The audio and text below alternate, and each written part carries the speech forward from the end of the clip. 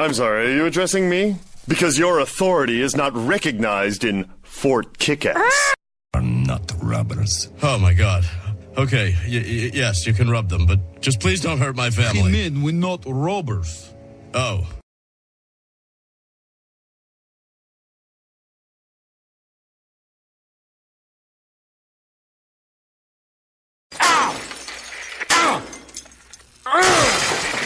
Woo! Shrinky-dink that! Krieger out!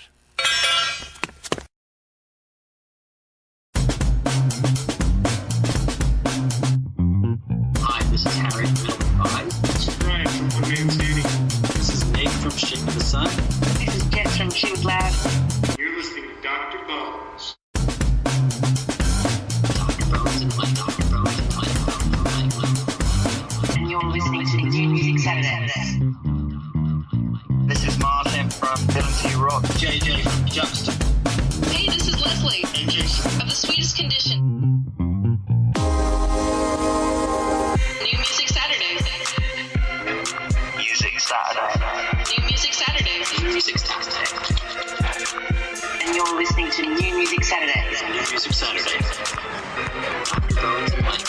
New Music Saturday. Right on, and welcome. This obviously isn't Music Saturday because we're doing Friday Night Rocks because today's Friday. If not, there'd be a problem here, so hashtag FNR. So what we're going to do is we should probably make a promo for Friday Night Music, but Friday Night Rocks. Either way, I am Dr. Bones, your host with my excellent co-host and the guitarist everybody wishes they were, Mike1inFive.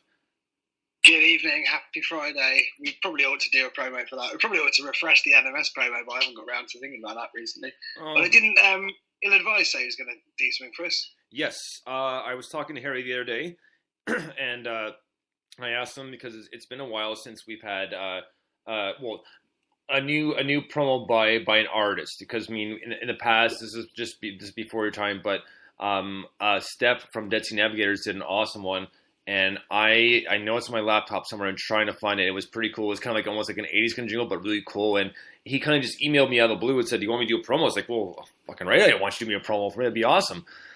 So I was talking to Harry because we're gonna have Harry back on the show very, very soon, and he's currently working on new stuff. And I asked him if he'd do it, and it's a wonderful feeling when you know you have all support from musicians as well, especially when they say they'd be honored to do that, and that is absolutely amazing. So I know we said it a million times, but guys, thank you so much for the support. We truly and greatly appreciate it, and we do whatever we can to give you guys a good night of essentially eclectic music throughout the countries, literally countries, every weekend. And hopefully you can discover some new music and to see that the indie scene is just kicking some ass. And it's at this point, in my eyes, a lot better than the mainstream. Yeah, absolutely. 100 million% on that one. I'm not against mainstream music generally, but there hasn't been anything good there for a while. So we're in the right place for good music, 100%, right? Yeah, that's what I'm saying. Obviously, I don't think it's mainstream music either, because if we didn't have mainstream, we really wouldn't be here right now with some music we have. I mean, there's got to be that balance somewhere, right? Well, no one. I've never heard music before. Oh, okay. Wouldn't work, would it? Oh, cool. Well, what the fuck is this? Pardon my French, right? No, I was reading the other day.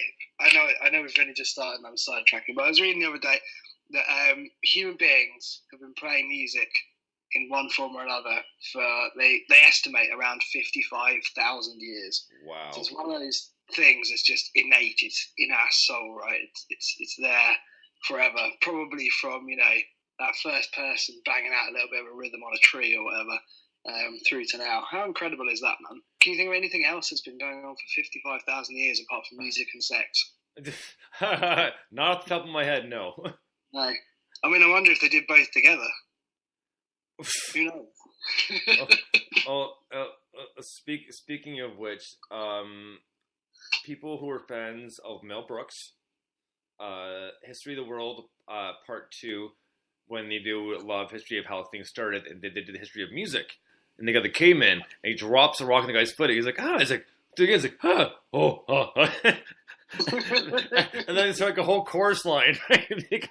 Because the rock's being smashed on the different feet. That's awesome. So there's another.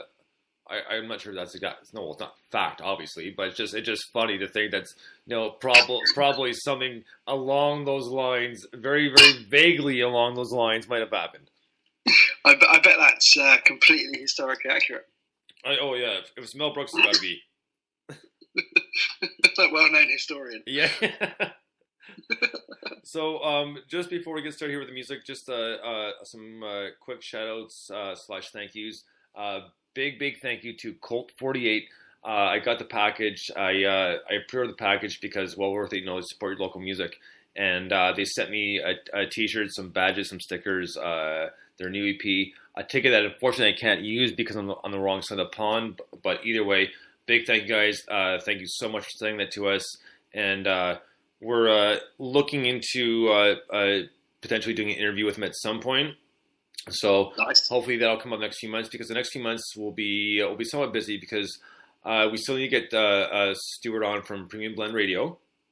Yeah, I think we've got a date for that, haven't we? I need to remember what it is. Okay, well, I'm glad you know about it because I either you told me and I forgot or you just forgot to mention it. So I think I told you live on air once, but that's not good. Like, you're not going to remember that.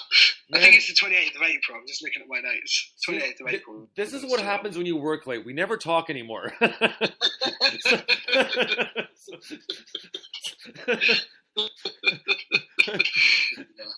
What happened? What happened to us, Mike? What happened?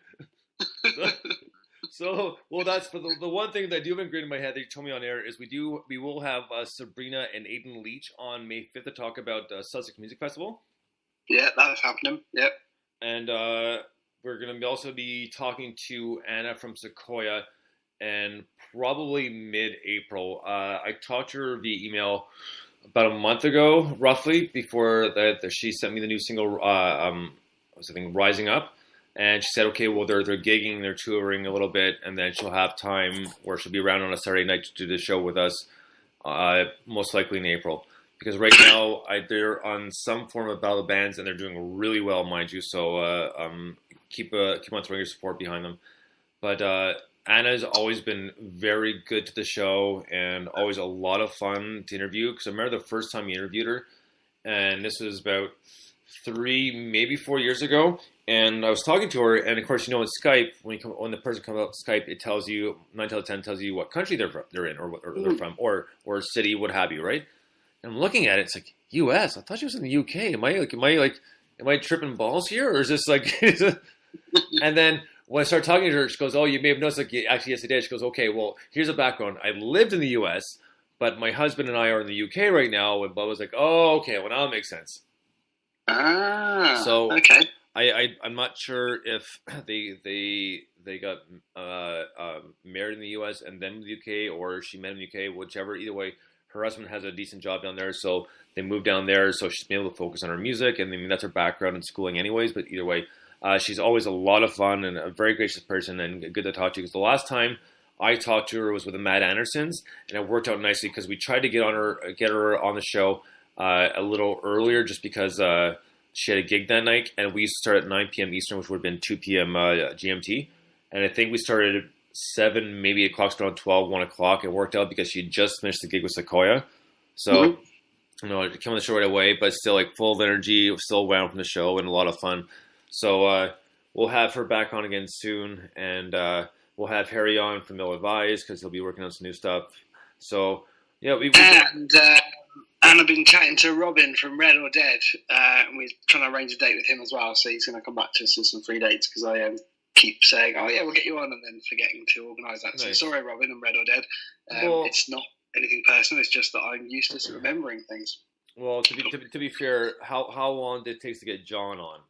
I know, right? So it happens. Anyway, this is by no means intentional. It happens, and we do apologize. We try to do what we can because there's always so much going on, and not just submissions in the show. Obviously, our lives outside the show as well. But we do what we can, and we love doing it. So we always make time for, maybe not always as much time as we want, but we do what we can.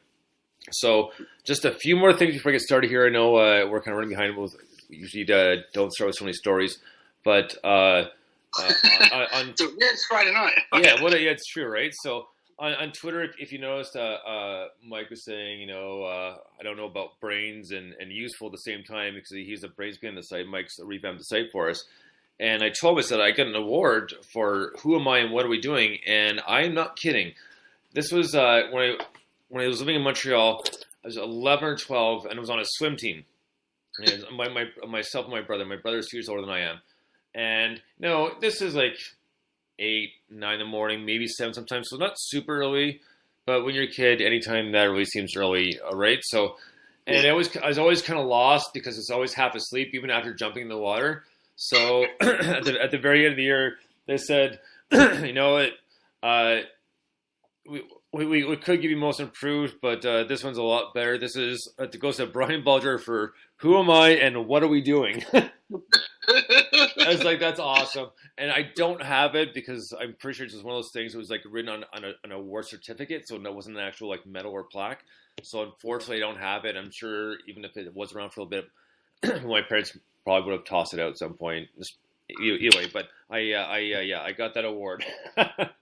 It's awesome. It's so cool. I honestly wish I still had the paper because I would gladly and proudly post that. So. I love that, man. That's so cool. It's wicked. But yeah, that's stemming from the new site. I'm glad everyone's digging the new site. It looks pretty cool, I think. Well, that's it, man. And I've been pushing it as much as possible. And just one more shout out and thank you to Manipulant for sending me his new EP Perspective. And so I got that the other day. I pretty much got that and the Colt 48 one pretty much right at the same time.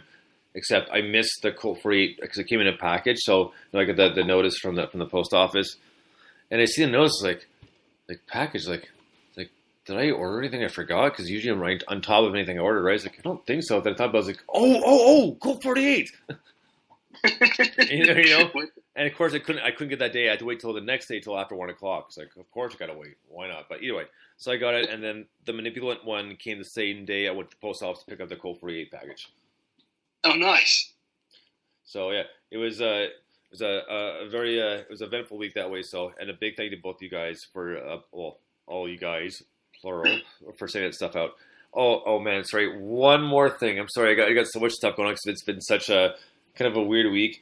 But this was this was funny, and you can definitely relate this to Archer. So what happened is I worked 2 overnights a week, and my overnight partner, Cecile, I've known her about 10, 11 years, and she's pretty much ready to retire. She'll be retiring in November, so she's right there. And before we left on Thursday morning, the people who came out to replace us, we were talking, and one of the girls said, you know what, I hope you don't mind, but I'm kind of curious because I guess, is it okay if I ask how old you are? And she says, of course. And she goes, because I'm 69. It's like, 69, of course, right? The guy, right? So I think it's funny. And then Cecile turned around, and I can't remember what she said. And even if I remember, it wouldn't be too grody for the air. But I can't remember what she said. And I was like, ew. It's like, I definitely can't unhear that. Like, literally said, I definitely can't unhear that, right? Oh, and Cecile's just killing herself laughing, right? I think it's the funniest thing in the world because, like, Cecile is an awesome person. Like, we get along, like, amazingly and, like, have same interest in movies, that sort of thing. And, of course, older music as well. Older music, like, 50s, 60s, 70s sort of thing. But, yeah, I was like, ew, I can't unhear that, right? And, of course, I relate to Archer when they're living at Cheryl's mansion and they think Pam's eating the Coke yogurt. And now Mallory grabs the spoon and she goes to Archer, goes, lick it. It's like, I definitely can't unhear that. So, oh man, but funny, and kind of go same time. But either way, it was funny. But I couldn't believe, like I said, it wasn't something really really grody. I wish I could remember. Maybe I'll remember throughout the show. But nothing really really grody. But funny is like, oh, right? So enough of the sidetrack stories because I know that not to do with music, but it was a funny one. So let's kick it off here. First song of the night, brand new Analog Wave. So pumped for this one. It's been about 2 years and featuring another artist that we've played many, many times, also part who is Cross Taboo, the lovely, the wonderful Sophia Vondel. Dig this.